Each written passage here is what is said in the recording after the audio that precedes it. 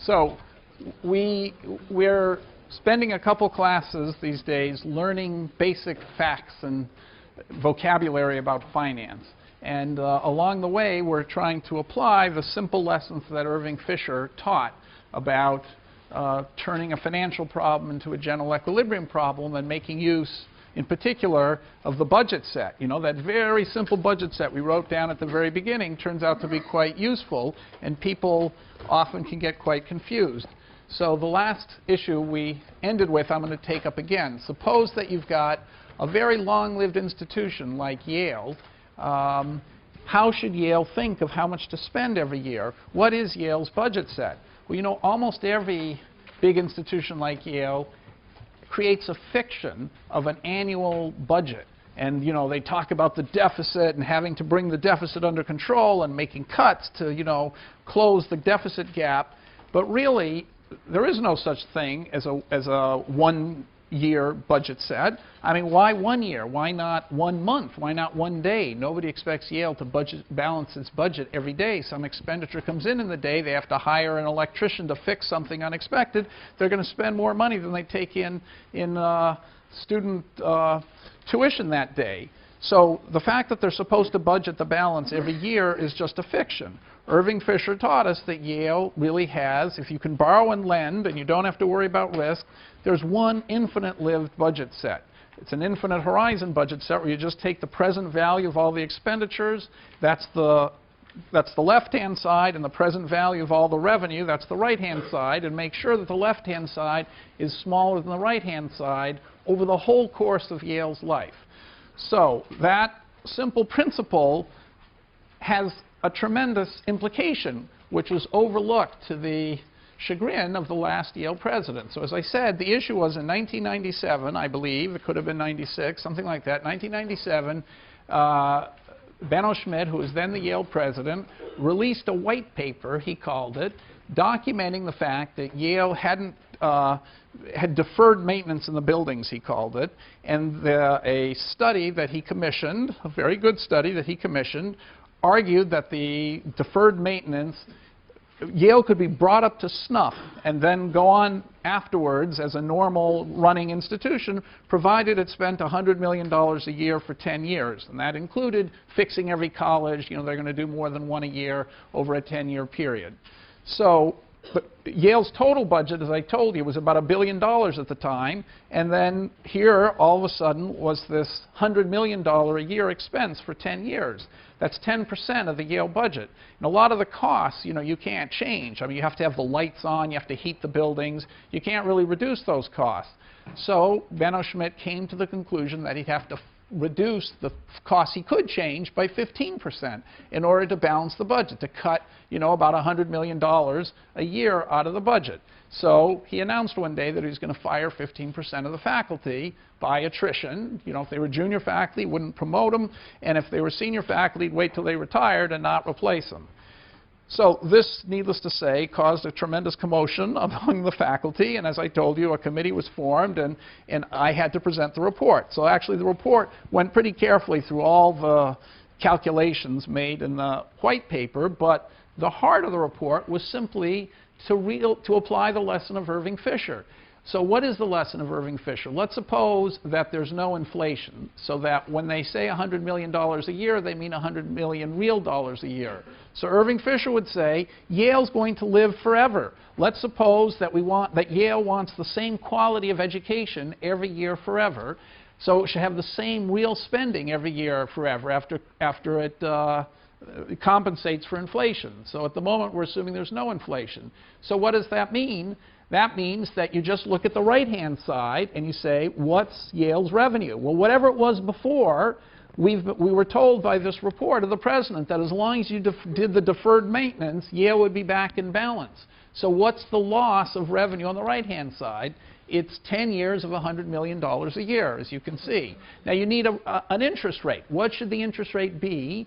Well, should it be the nominal interest rate or the real interest rate? Well, we're supposing now there's no inflation, so it should be the real interest rate, because all the hundreds are, you know, have no inflation in them. So what real interest rate shall we use? Well, The white paper used 5% because they thought that was the number that Yale could earn after inflation pretty reliably every year. They think that's the real rate of return Yale gets, and so they discounted at 5%.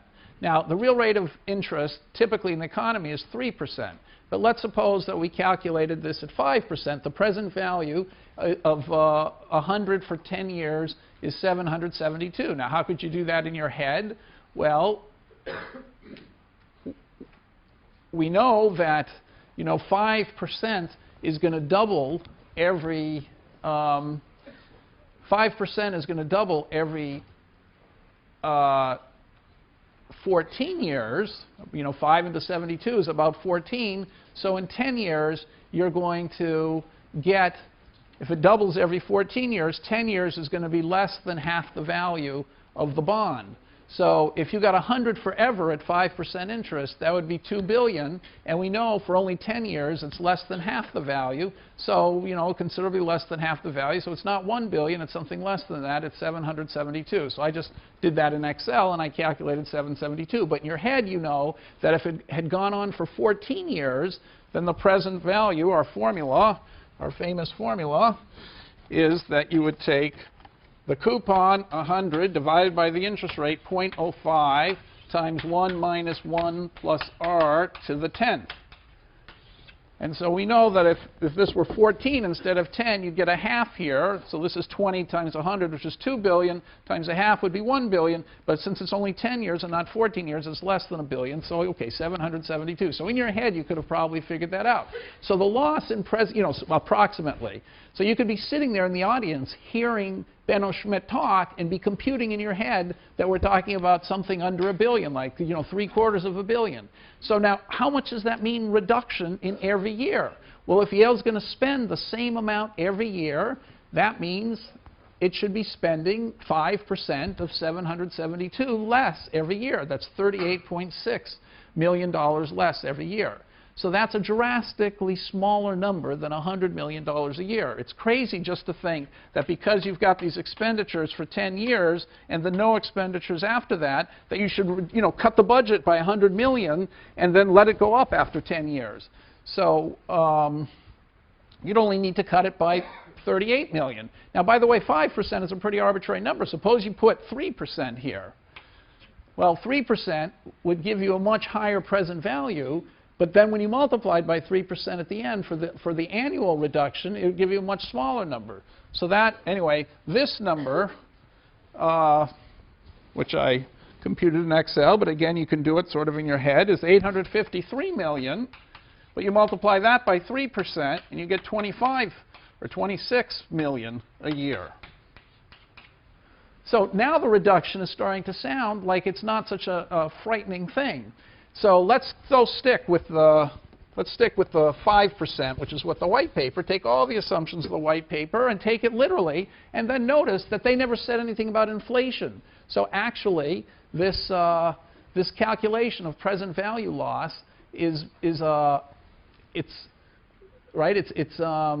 there's inflation, and say the inflation at that time was around 4%. In fact, all the Yale contracts that are still in place assume a 4% inflation, even though inflation's less than that now. But anyway, so that $100 million a year of dollars is actually less in present value terms, because what should you discount by? If you look at the present value of $100 million over 10 years and you take into account its dollars, you should be discounting by the real interest rate times the inflation. Okay, so by 9%. A little over 9, tiny bit over 9%. So if you discount that by 9%, you get 641 billion as the present value, a million as the present value loss to Yale. Okay, now, given that there's inflation, how much should you be spending every year? Okay, you should be spending in real dollars, reducing your expenditure. How much in real dollars? Well, by 5, not by 9%, by 5% of the 641 million. So if you have 641, that's today's present value in, there hasn't been any inflation yet. So that's the real loss in dollars. So if you ask what's the real expenditure reduction every year, it's 5% of 641. And that's 32 million. Okay, so 32 million is a far smaller number than 100 million and requires a far smaller drop in expenses. So our committee recommended that we cut the faculty by 6% instead of by 15%. And 6%, there are a lot of people leaving every year. You can do 6% pretty quickly. So the upshot of this is that it's a simple application of present value, very elementary calculation. It came as somewhat of a revelation to our administrators, I'm afraid. And the day after the report, the provost of the university resigned. 2 weeks later, the dean of the university resigned. And 2 months later, the president of the university resigned. And Rick Levin, the current president, took over. And he cut the faculty by 6%. But by no more than that. And then, of course, the finances of Yale got much better. And he's since added back that 6% plus a little bit more than that. So just to tell you, though, something good about the Yale administration, the provost who resigned that next day happens to be a friend of mine. I've had dinner with him every month for the last 12 years since this happened. And he's never once criticized me or shown the slightest discomfort about the report that basically ended his administrative career. He cares so much about Yale and was so determined to do the right thing, he just thought he made a miscalculation and stepped aside. So so I believe that he wanted to do the right thing for Yale and just made the wrong calculation, not that he had some political agenda or something to cut such a huge part of the faculty. So it's the most honest and the most Yale-loving administrator that you could imagine. And I didn't know what the reaction would be of someone like him. After giving the report, I was quite terrified, actually, that they were still the president, the provost, and the dean, that they would be quite angry at our committee. But they responded with tremendous integrity. Yes?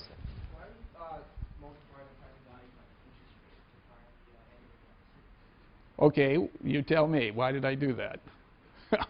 So why? So did someone else tell me? So that's a good question. Why is that? Yes. It's like finding the coupon of a perpetuity that with a 5% interest rate, because it's like you're rearranging C over R equals the present value to make it present value times the interest rate equals C. Right. So the question was, why, after I figured out the present value loss, like 772 million, why did I multiply that by 5% to figure out how much Yale should reduce its spending every year? And the answer that was given down here is that I'm assuming that Yale is going to go on forever. So Yale can reduce its expenditures every year forever, and by doing that, make up for the same present value loss. So forever means perpetually, so it's a perpetuity. So how much do you have to reduce?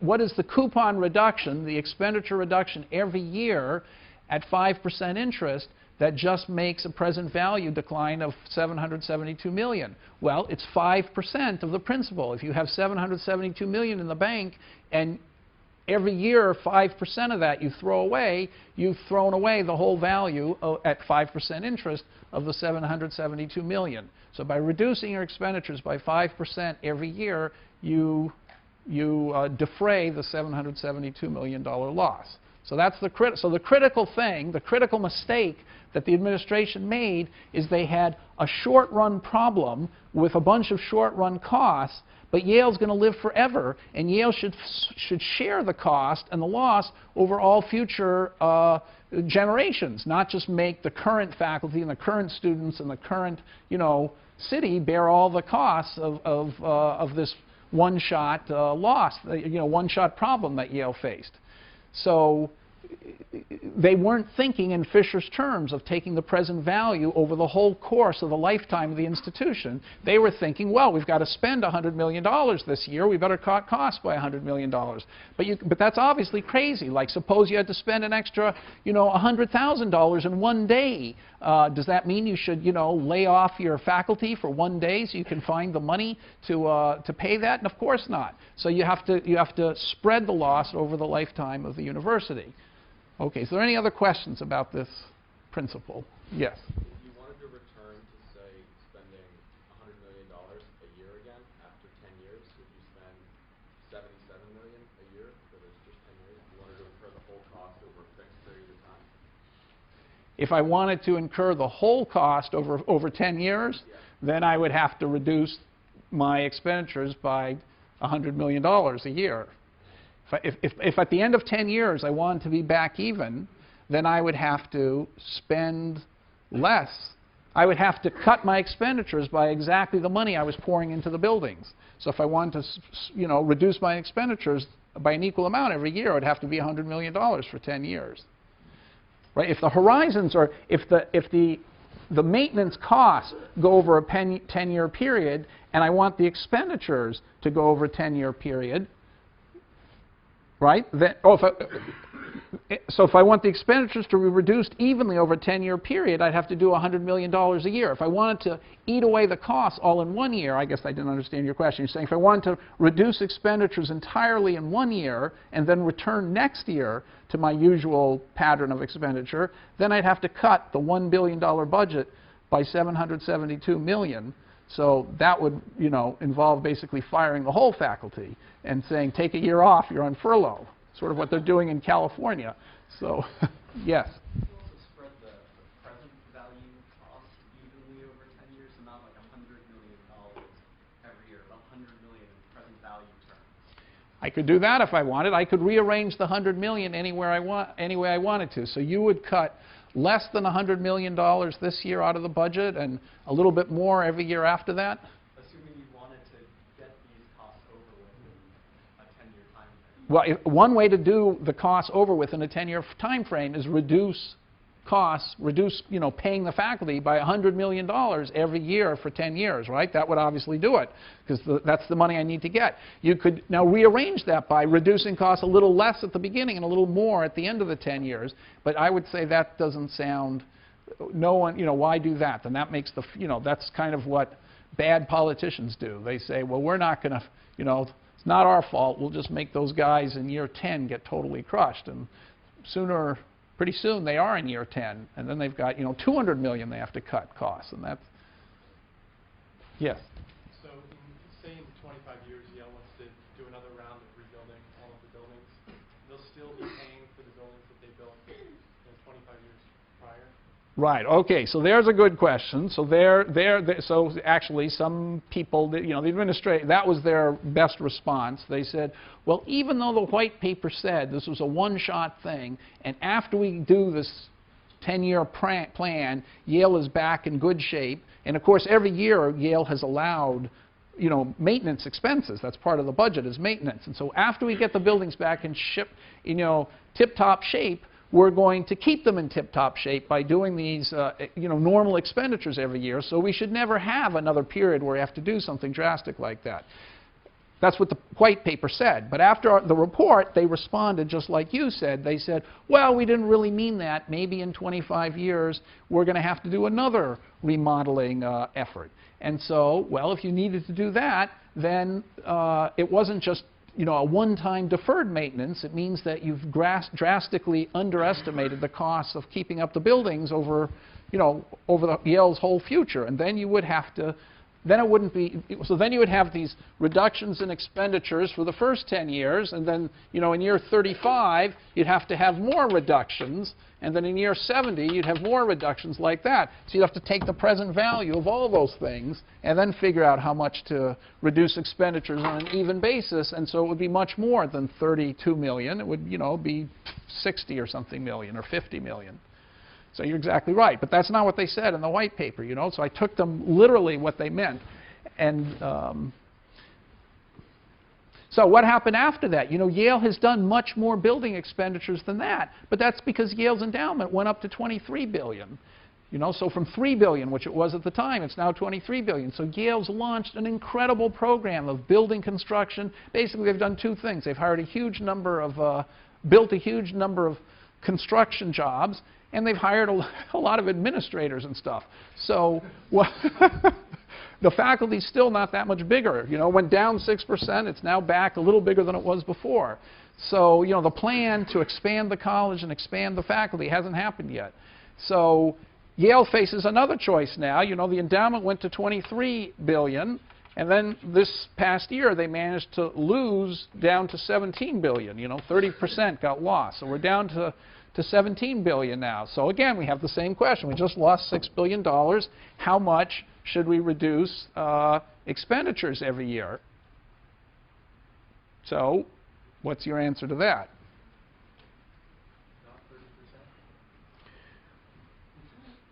Not 30%. What? Yeah. So how much would you reduce expenditures? Well, why wouldn't it be 30%? Because Yale spends a lot of money it doesn't get from the endowment, right? It gets money from tuition, for example. So, okay. So how much would you? Yeah. So what should Yale do? What do you think Yale's going to have to take out of the budget now?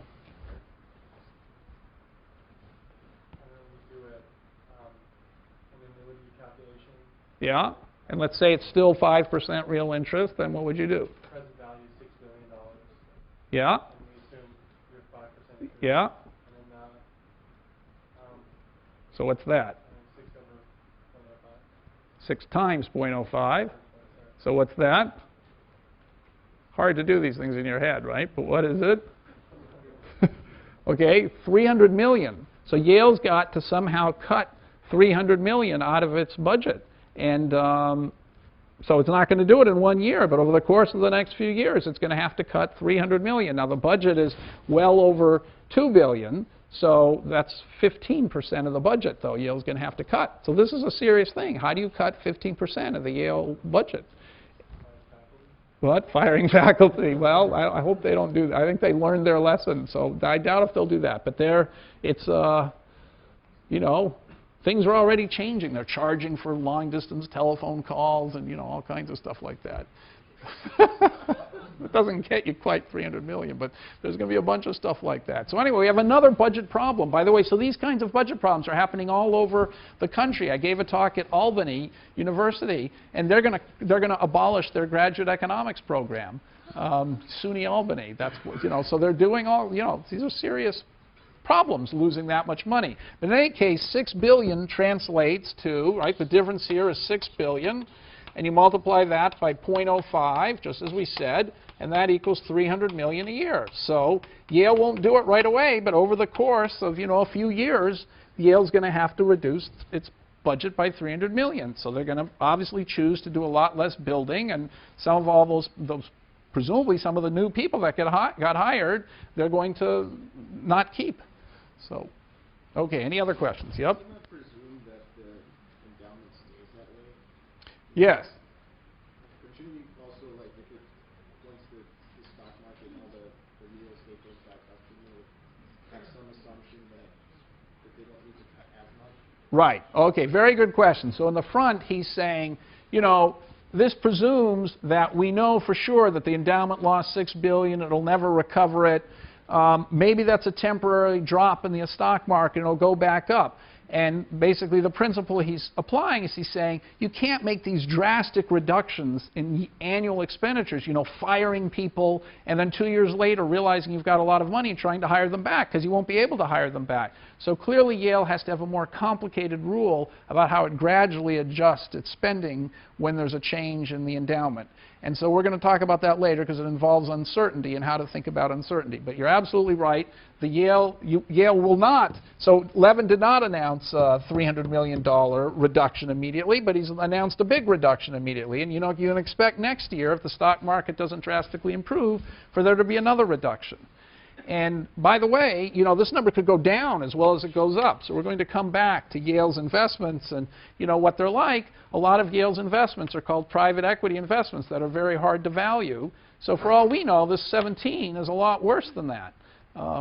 But we'll be finding out in the next year or two. It's not like a hedge fund where you have to, you know, value all your assets by what the market will be willing to pay. A lot of these assets, there is no market, so they just sort of make up what the number is. So we have to, anyway, we're going to come back and discuss this. It's a very interesting question. Okay. All right, so one last thing about this present value calculations, one last obvious thing. It's hard to keep in your mind the difference between real and nominal. Okay, so let's just do a very simple thing. The mortgages are traditionally nominal fixed payments. So you might pay, okay, so for example, a $100,000 30-year mortgage at 2.3% is about $4,600 per year. How did I do that so quickly in my head? Well, because I know if the interest rate is 2.3% and you're going to pay it forever, you'd pay $2,300 a year. We know at 30 years, at 2.3%, 2.3% doubles almost in 30 years. That's 69. That's getting pretty close to 72. So maybe it takes 31 years or something to double. So after 30 years, the remaining part of the mortgage is only, you know, the remainder is worth half the mortgage. So you've lost half of the value by only getting it for 30 years. So instead of paying $2,300, you have to pay $4,600, you know. So the coupon over 0.023 times 1 minus 1.023 to the 30th, okay, that's 1 minus a half about. So if this coupon equals 100,000, the payment is going to be, since this is a half, the payment isn't going to be, you know, 2,300. It has to be twice that, 4,600. Okay, so it's 4,600 per year. So if there's no inflation, that means you're making the same real payment every year. Now, what happens if there's inflation? What if inflation goes up? What if inflation goes up? Okay, now what's going to happen to what you have to pay? Well, this is just, okay, how would you figure that out? Well, if inflation is, you know, another 2.3% or something, then you would pay, then the nominal interest rate, 1 plus I, is going to equal the real interest rate times the nominal interest rate times the rate of inflation. Okay, so let's say this is 1.023, and this is also 1.023, so that's 1.04, a little bit more than 46, almost, you know, a little bit more than 46. So you know that the interest rate the mortgage companies are now going to charge is going to be 1.046. So the 4.6 is going to be the mortgage interest rate, and so you can figure out by the same calculation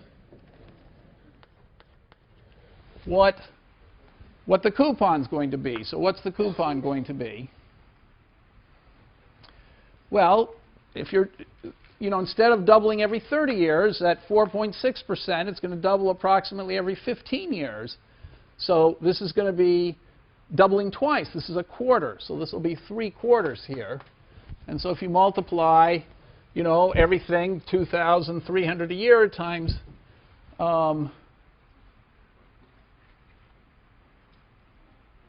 2,300 a year times 4/3,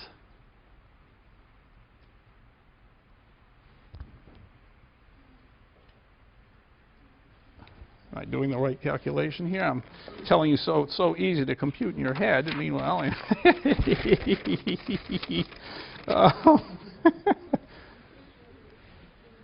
oh, I forgot to change this to 4.6. So the interest rate is 4.6. Okay, so you multiply so this to the other side is 4,600 times 4/3. Okay, and that's, you know, 6,000 about. Okay, so the annual payment is going to go up to 6,000 instead of 4,600. It was 4,600. The interest rate went up because there was inflation. So of course they're going to ask you for more money every year, because if you pay the same amount every year, and this is the real payment,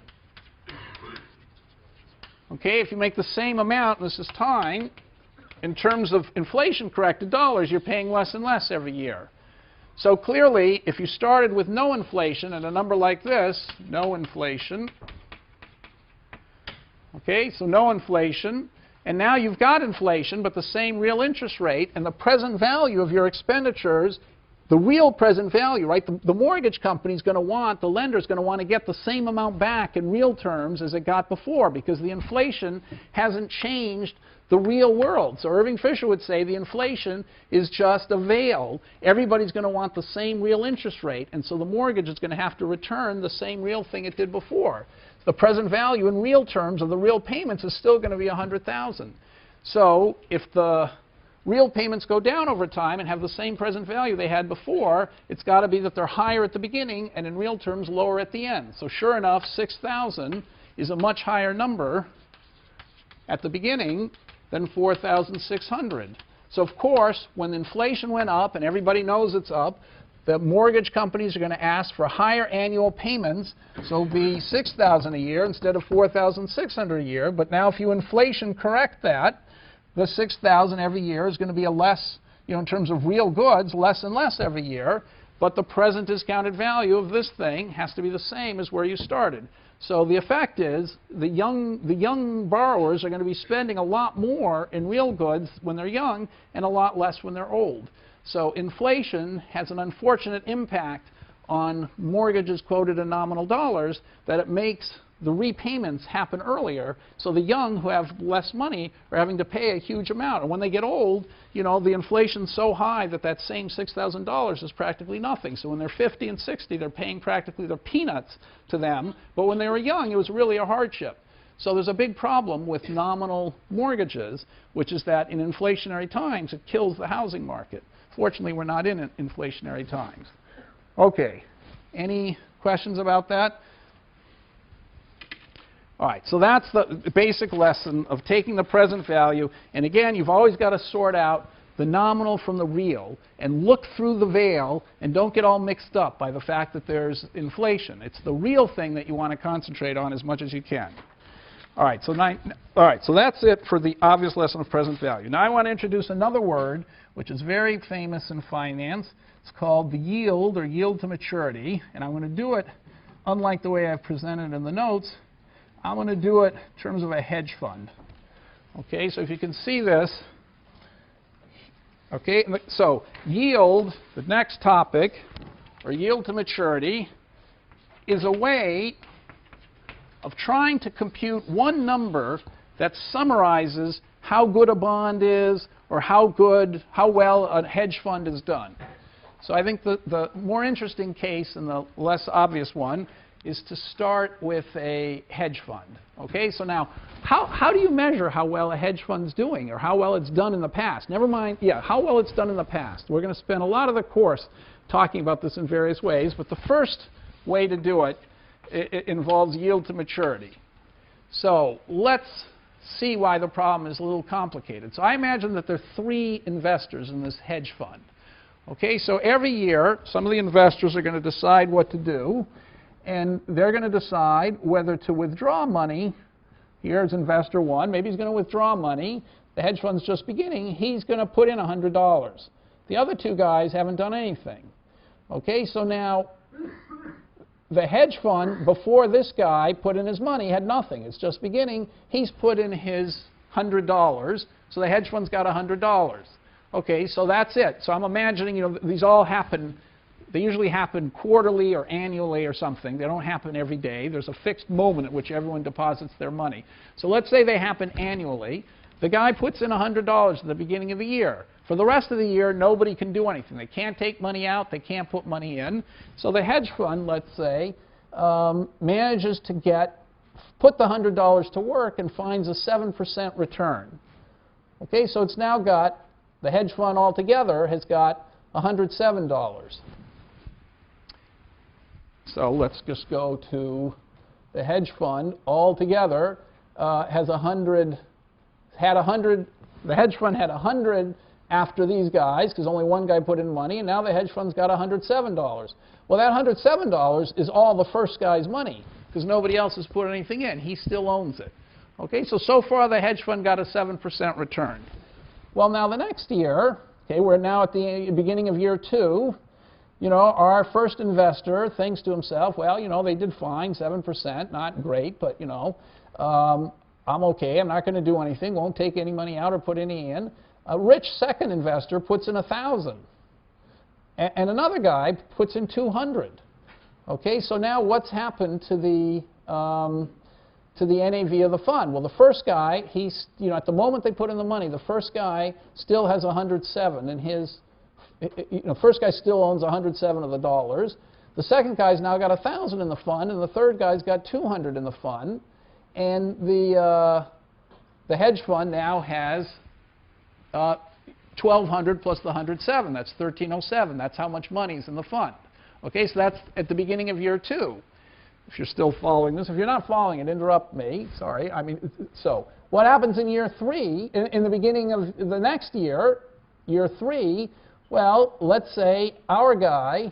So the fund, the hedge fund makes money, and this time it made 3%, a less good return, only 3%. God, it's all on film. I'm glad that's going to live for posterity. Anyway, 3% return. Okay, and so the hedge fund, which started at 1307, ended the year at 1307. Now, by the end of this next year, it's made 3% on that, so that's it's up to 1346. Okay, so $39, 3% on 1,300, so 1,346. Now, of that, who's got the money? Well, our original guy, okay, he's now made, everyone made 3%. So his 107 turned into 110. The second guy's got 1030 in the fund, and the third guy's got 206 in the fund. Okay, and the total fund is, 1,346. Now, let's suppose that our guy, this is the beginning of year 3, our first guy says 3%, that's a terrible return. I'm taking my money out. I've had it. It's $110. That's what I have. I'm taking it out. Okay, so, and no one else does anything. So at the end of the year, now he's down to 0, and everybody else is where they were. Okay, and the hedge fund thing has gone down a little bit. Well, now next year, the thing does even worse. It makes a 0% return. Okay, so everybody's money is just the same, except that the second guy decides, this is really getting lousy, and he takes half his money out. So this is taking half his money out. What was his money? He was, 1112, and half of that is 556, so he takes half of it out, leaving half behind, and that reduces, in the column on the right, reduces what the hedge fund's total cash is. But now the hedge fund has a great year, and it makes 50%. Okay, and having made 50%,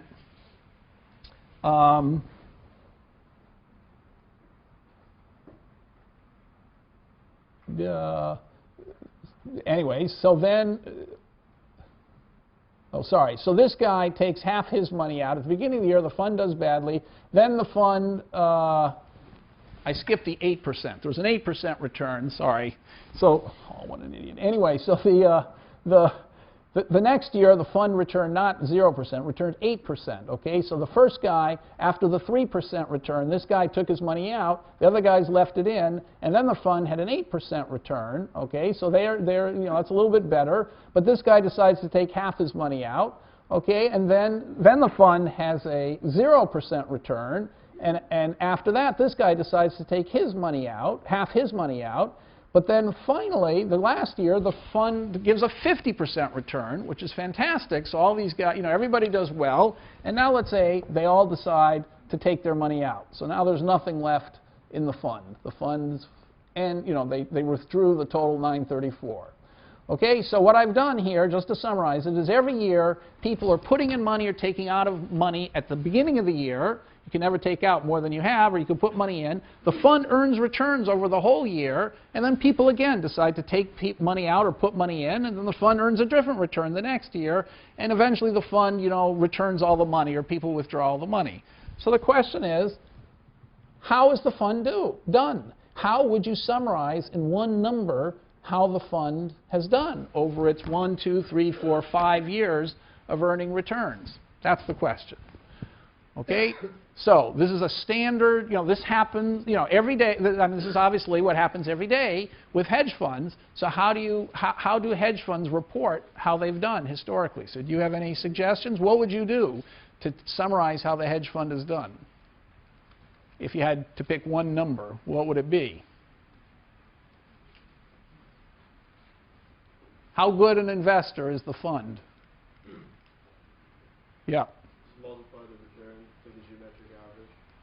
Okay, so one thing you could do is you could say, let's say what you could, he said, literally multiply all these returns. What does that mean? That means if you put $1 in the fund at the beginning, you'd earn 7%. If you left it there and never took it out, you get another 3%. Then you'd get 8% on top of that, then 0%, then 50%. Of course, this is a multiplicative thing, so he says you'd get 1.07 times 1.03 times 1.08 times 1 times 1.5. Multiplying all that would give you the number of dollars you'd have at the end of 5 years, given that you put $1 in the beginning and never took it out. And if you wanted to annualize that, he said take the geometric average, the fifth root of that, and that's the constant rate of return that would have given you the same amount of money at the end that you would get by having left $1 from the beginning in the fund all the way to the end. That clear to everybody? That seems like a logical thing to do. Okay, that's what money hedge funds do. In fact, that's the number they tell you. Now, why might not that be a great number? Did everyone follow what his suggestion was? So, by the way, his number is going to come out to be, well, I don't know. Anyway, it's going to be some number. We could do that. In fact, it wouldn't be that hard to do. Let's just do it.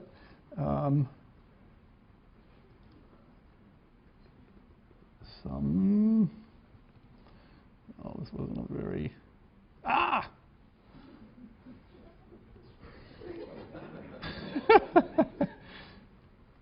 How about equals...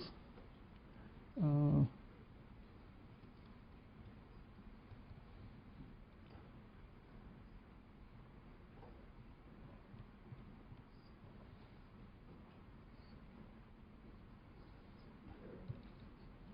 dear. All right.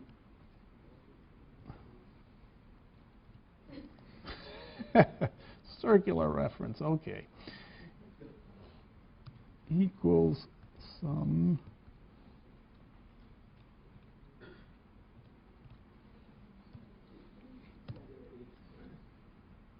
oh, why do I have a 0? Why did I get 0 here?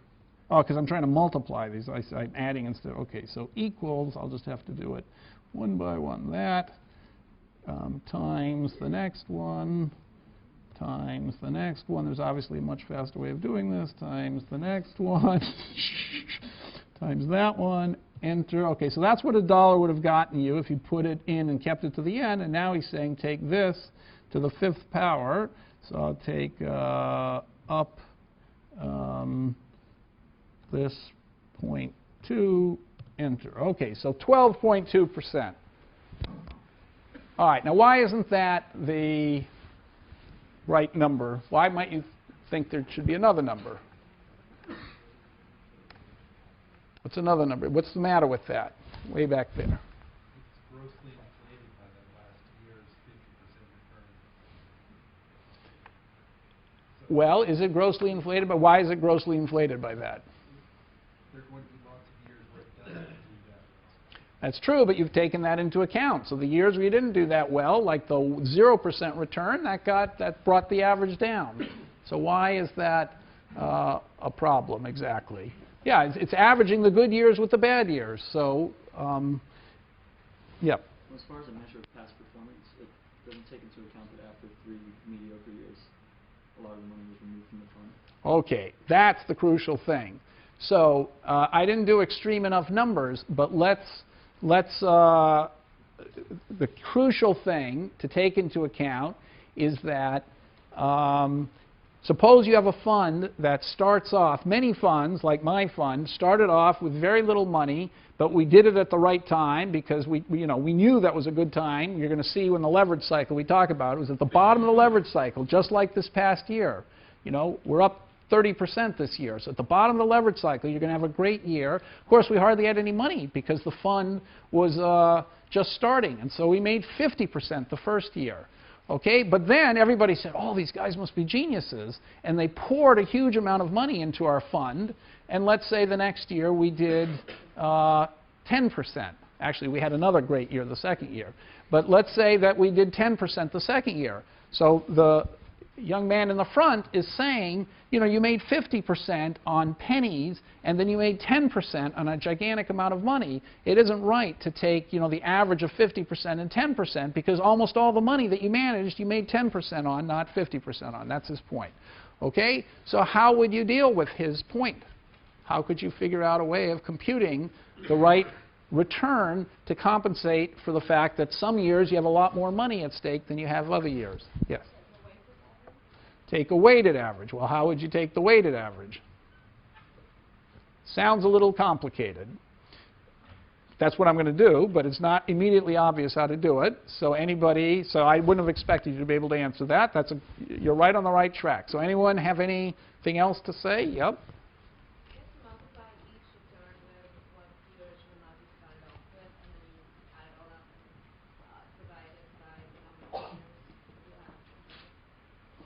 Okay.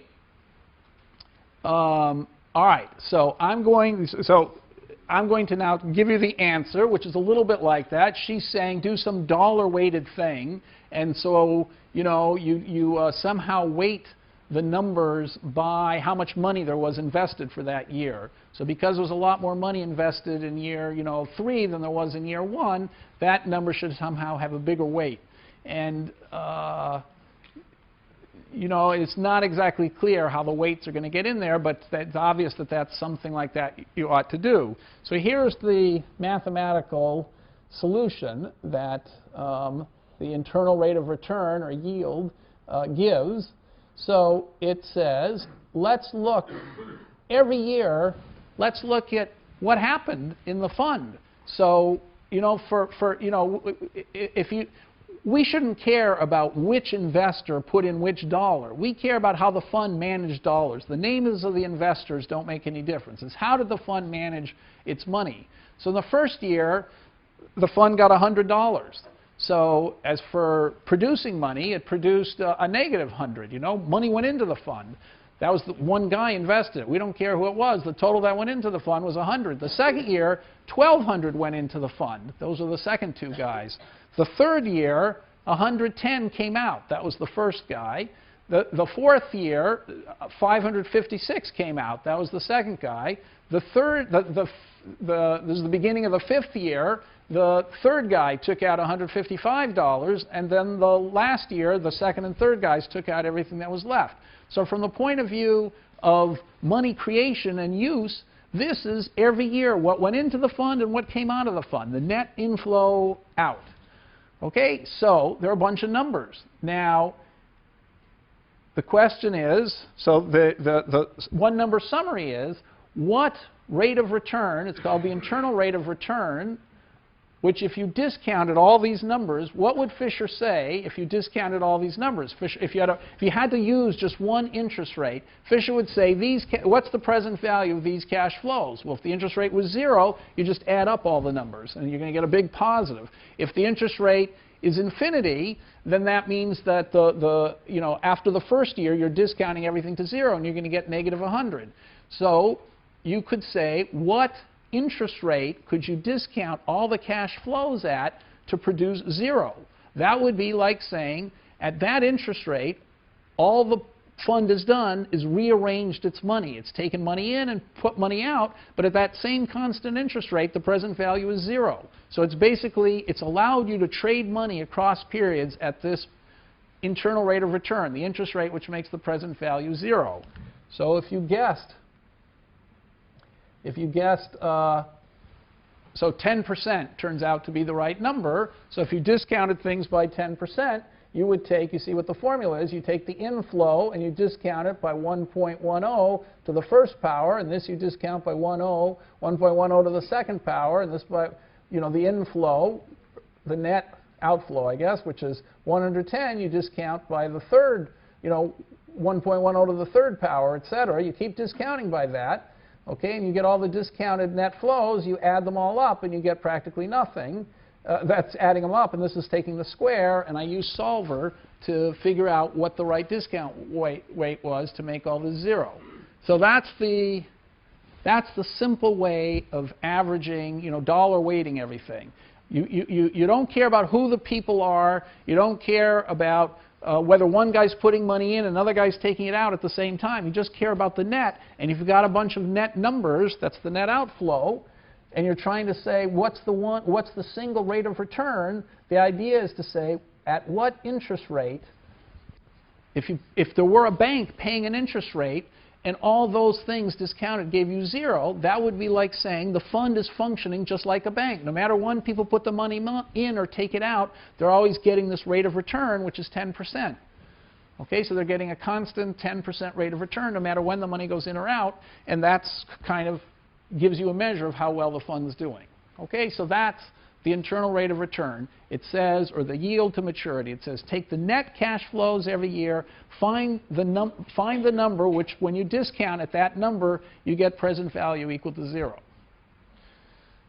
Okay, so it's 10%, which is a different number from 12%.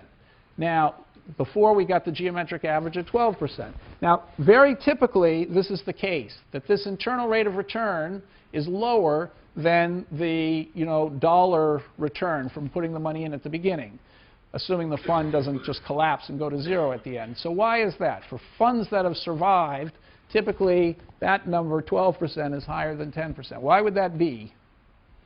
What does that tell you about the world?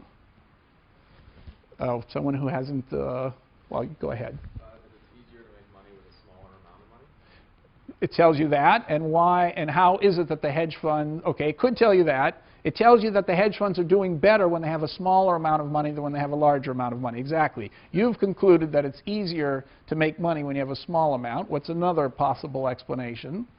Yep. People are going to invest a lot after a big year and deciding to. Right. I think that's the reason. The reason is that people pour money into hedge funds just after they've done incredibly well, and they keep pouring money in, and then eventually there's a blow-up. And so when the blow-up comes, the hedge funds have zillions of dollars, and they're losing a lot of money, and then then everybody pulls their money out, and that's when the cycle is going up, and all of a sudden the hedge funds have these huge returns again, but they hardly have any money. So, okay, any other questions about this? All right, so internal rate of return is the way to, is a way, we're going to see that has many shortcomings, but it's a way at getting at the idea, as several of you have said, that you can't just take the geometric average, which is what every hedge fund like ours always produces. That's the number we tell everybody because it's a better number than the other one.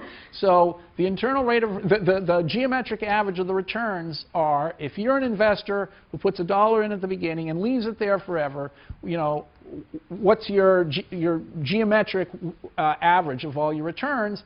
That's not a good reflection of how the hedge fund's done necessarily, because some years the fund had a lot of money to work with. And so the average dollar didn't do that well. And now there's a question about how should you measure the average dollar. And I've given the internal rate of return. There are actually other formulas you could give. This one isn't, this is the most famous one. Okay, so, all right. Now let's see how this internal rate of return is used all the time on Wall Street. By the way, if you're not following what I'm saying, you should please interrupt me. Okay, so what if you took a bond, a simple coupon bond? Okay, well, a simple coupon bond, what is a simple coupon bond? The yield to maturity of a simple coupon bond. I'm now on this lecture called Yield.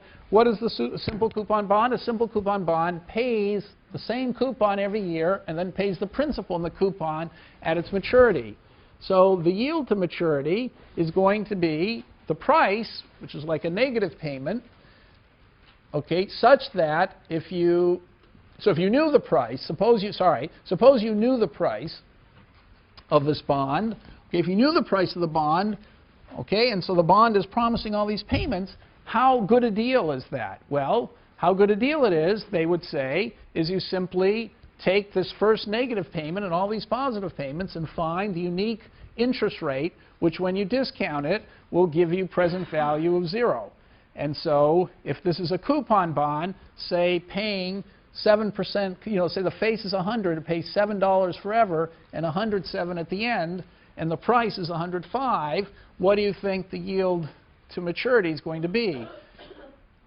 Is it going to be Or can you say anything qualitative about it? Suppose it's a 7% coupon bond, face of 100, 10-year bond. No one thinks that it'll default, but its price is 105. What is the yield to maturity in that case? Do you suppose? Just a vague guess. I just want a qualitative number. 6.7. Okay, that's qualitatively wrong. Well, it's not qualitatively wrong. No, it's qualitatively right. It's just not. Okay, it could have been better, but okay, so he's right. So what if the price were 100? What would the yield to maturity be? 7%. That's obvious, right? So if the price of the bond, if it's a 7% coupon bond on principal on face of 100, and its price is 100, price equal to the face, then obviously the thing that discounts you back to 100 is going to be 7% interest. So if the price were 100, the yield to maturity would just be 7%. But I told you the price is 105, which is a lot more expensive. So it's a bad deal. So it's not going to be as good as 107. So it's not going to be 7%. And he said 6.7. Okay, so I think it would be a little worse than that, but that's qualitatively just what I asked for, something worse than 7%. Okay, so who said 6.7%? You did. Okay, so Just took the price of the bond over the coupon payment.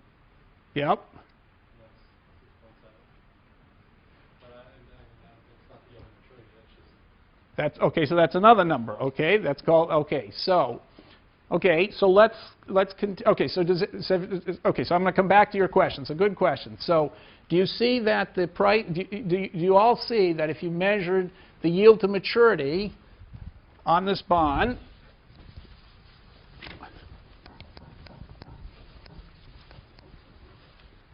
Okay, the yield to so the bond, remember, pays 777, 107. Okay, and its price is 105. Okay, so the yield to maturity is going to be that number such that 105 equals 7 over 1 plus the yield plus 7 over 1 plus the yield squared plus 7 over 1 plus the yield cubed plus 107 over 1 plus the yield to the 10th. Okay, that's 105. So what we observed is that y has to be less than 7%, because if y were exactly equal to 7%, this would give us 100. But this bond is more expensive, so you're paying more to get the same payments you would than the face. You're paying more than the face to get the same payment. If the price were equal to the face, it would be a 7% yield. So since you're paying more, you're getting a worse deal. So it's pretty obvious that if you want to discount this number to more than 100, namely 105, y is going to have to be less than 7%. Okay, so that's the first thing we said. Now, what did he do? He gave a number, and he said 7 over 7 over 105, which he said was about 6.7%. Okay, so that number that he gave is called the current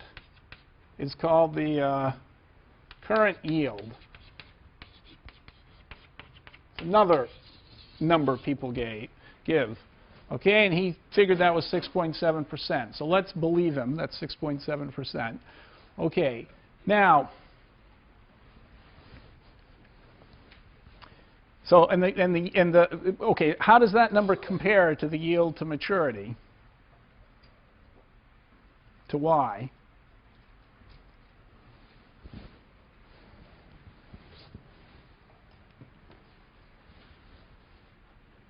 Well, we could compute this out on Excel, since I'm doing so brilliantly at it now. Okay, so we could go, 7, 7, 7, 7, 7, 7, 7, 7, 7, and 107. Okay, those are our payments. And then we could try some yield to maturity, internal rate of return. Oops. Internal rate of return, and let's call it, let's guess, 1.067. Okay, And now we'd say that the present, the cash flows is going to be this, is going to be the left. Oh dear, I have to number things. So again, there's probably some clever way of doing this. So this will be, forgot to write the year. Okay, Control X. Okay, so this is, let's just go, let's just add this, equals up plus 1, enter. Okay, so I'm just going to copy this. All right, so now I've numbered all the years.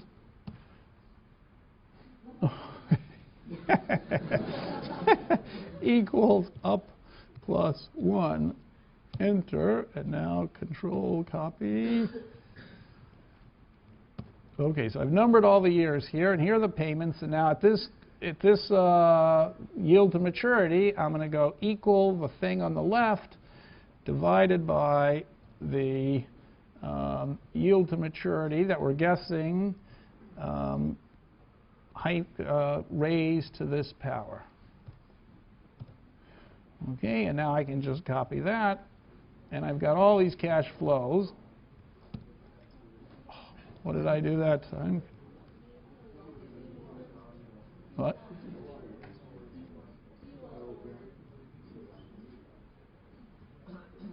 Control copy, sorry.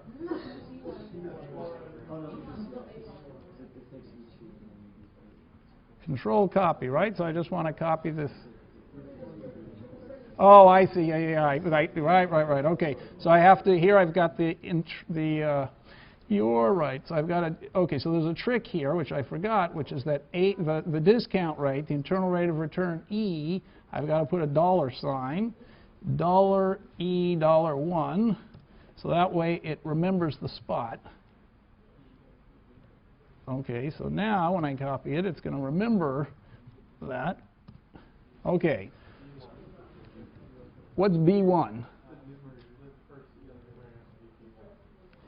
Oh, B1. Thank you. So there are two mistakes. B1.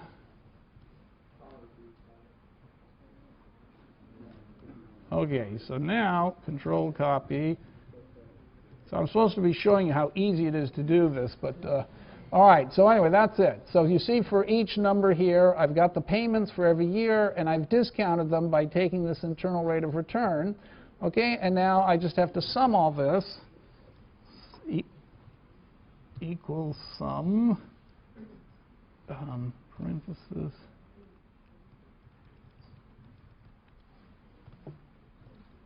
Oh, shit.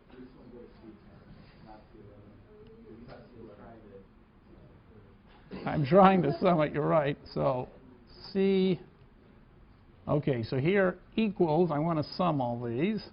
So what did I do wrong? C1 colon C10. That's what I thought I did, but obviously I didn't. Okay, good.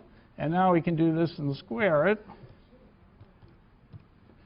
Okay, so that's the thing I want to minimize, and so now I'm going to Tools, Solver, min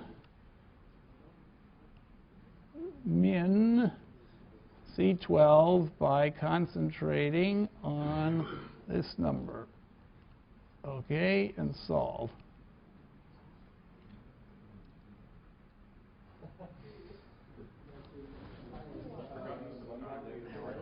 All right, what did I do?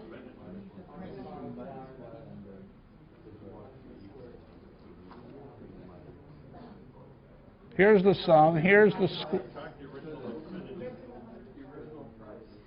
oh, the original price. Aha. Thank you very much.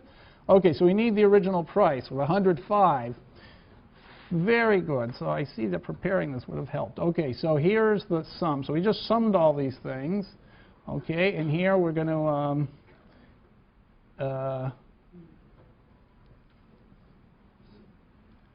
right, let's just, okay, so we're summing those, right? So I summed all these, and then I've got the original price, 105, enter. Okay, now we'll add equals this,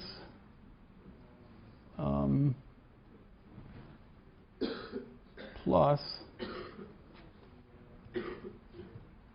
this. Okay. Okay, you're right. Okay, this minus that.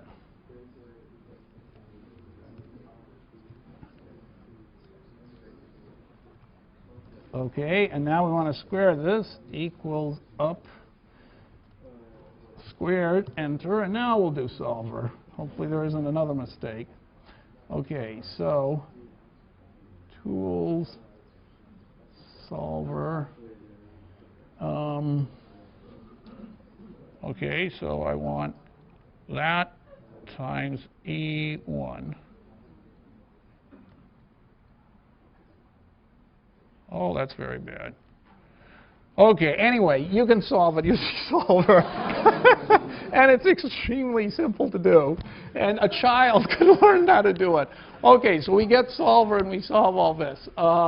And you should be able to use Excel with no problem at all. So, okay, so the question is, what are the relationships between the current yield and the yield to maturity? And suppose there's some actual interest rate. So there's an actual market interest rate. Market interest rate of, say, 6% or something. Okay, so those are the things that we want to sort out now in the next 5 minutes. So let me go back to the notes and we'll re-ask all the questions here.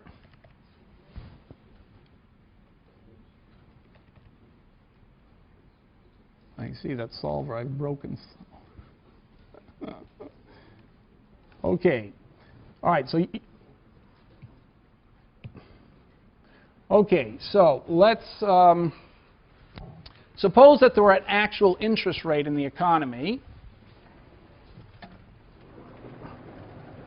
Then our bond, the bond that was 107, if the actual interest rate was, say, 6%, okay, the price of the bond would be more than 100. So some price, which will be the present value, will be greater than 100, obviously, because it's paying. If the price is only, if the interest rate is only 6%, this is giving you more than 100. Now the current yield is 7 over the present value. It's exactly what, analogous to what he said. Okay, so if someone calls you on the phone, you haven't gotten these calls yet, but when you get older, you'll get, unless they're screened now, so it's harder to get these. But it used to be a few years ago, you'd get called on the phone quite often, and somebody would say, he's running a bond fund, and the bond fund is really doing great, and he wants to tell you that the bonds they have in the fund last year paid a current yield of 7 over the present value, which is much bigger than the interest rate of 6%, and therefore you should buy his bonds. Okay, now, what can you say about that?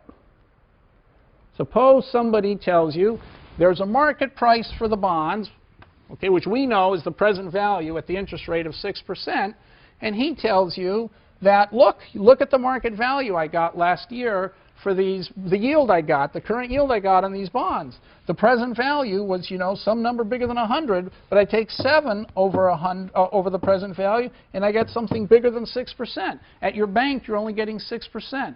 So therefore, you should invest in my fund.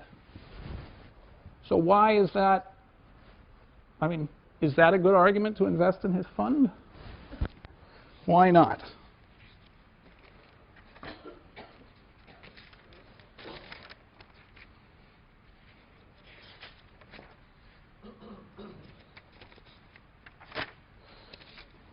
Okay, now, this bond is called a premium bond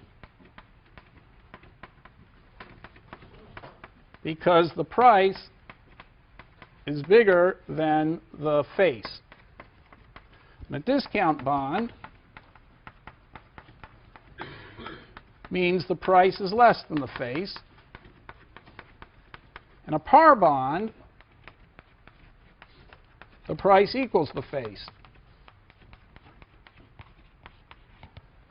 So, just because a bond pays a coupon of 7, it may be when the bond was issued, everybody thought the interest rate was going to be 7% forever. So that's why they picked the coupon of 7, so that the price, when they first issued it, would be equal to its face value. But you know, maybe the next day, so it's still a 10-year bond, practically no time has changed, but unexpectedly the interest rates fell to 6%.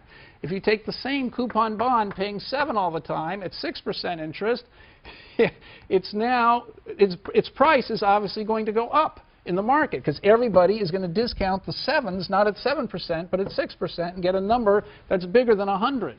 Okay, so you're going to have to pay more for the bond because the present value is higher. However, people who now will try and market the bond, they're going to tell you, well, look at the market price, whatever the market price is. So this is the current yield is the market price. Okay, they'll say, look at the market price.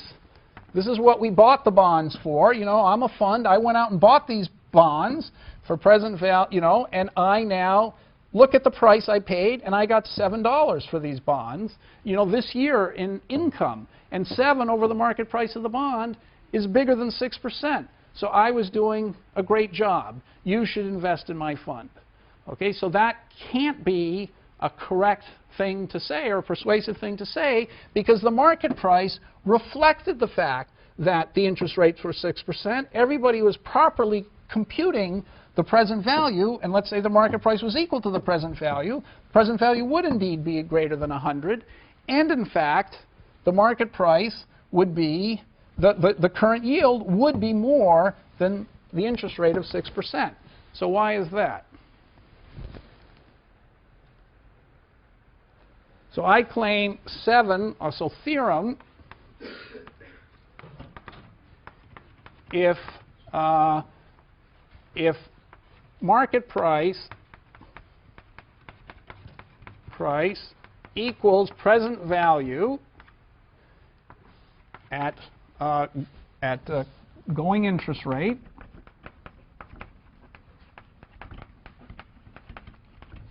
then the current yield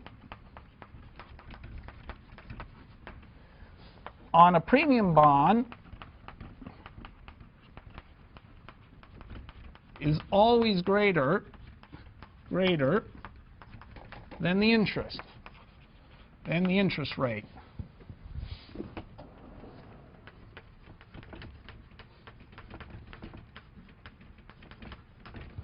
Okay, so why is that? So in this case, if I hadn't screwed up the Excel, we would have calculated the present value. Okay, so 777, 107, there's only a 6% interest. So everybody taught by Irving Fisher computes the new present value, which of course is bigger than 100. And that's the market price. Some unscrupulous salesman starts a fund, buys the bond for whatever this present value, the market price is, then goes out to a bunch of clients, potential clients, investors, and says, look, my very first year in business, I spent, you know, a little more than $100, and I got $7 as a coupon, and 7 over this, you know, little more than 100 is giving me, obviously, a current yield that's more than 6%. I beat the interest rate. You should invest in me, and by the way, I'll charge you a little fee to do that because I'm doing so great. Now, that's always going to be the case, so it has to be that he really hasn't accomplished anything at all. So why is it easy to see that whenever I computed the present value, it was going to have to be more than, this current yield would always be more than 6%. How do I know that? Yep? The face value that's getting paid at the end at maturity isn't going to reflect that increased interest or relatively higher interest. It's going to be the original face value. Exactly. So let's say, to keep this simpler, let's suppose these were 10s everywhere. Okay, and the interest rate went down to 5%. Okay, now what's going to be the present value of this bond? It's not going to be 200, right? If the bond paid 10, 10, 210, Okay, suppose I have something paying 10, 10, 10, and 110, and the coupon is 5%. What is the present value of this, I claim? Present value is going to be less than 200. The coupon is always double the interest rate. Okay, so it looks like, you know, that's what you'd get if you had $200, but at the end, as he's saying, you're only going to get 110 and not 210. So this present value of this thing has to be less than 200. Okay, so if you double the coupon, if you halve the interest rate was originally 10% here. If you cut the interest rate in half to 5%, it looks like your annual coupon is double the interest rate. But at the end, you don't get principal that's double the original principal. All you did was double, you know, relative to the interest rate of 5%. The coupon's twice as big as you normally expect, but the face isn't. So therefore, this has to be worth less than 200. If it were, you know, 200 at 5% would give you 10, 10, 10, 10, 10, 210. Okay, but this gives you 10, 10, 10, 110. So obviously, the present value is less than 200. But therefore, 10 over something less than 200 is going to be more than 5%. Okay, so that's his intuitive proof, which is the essence of the thing, that if ever you have a coupon bond that's a premium bond, then the current yield is always above the interest rate. So you can always advertise it as having a spectacular current yield when in fact it's just priced perfectly fairly. Okay, so I'm going to just continue the story of what's the right way to measure things and how you can get confused by measuring the wrong way next class.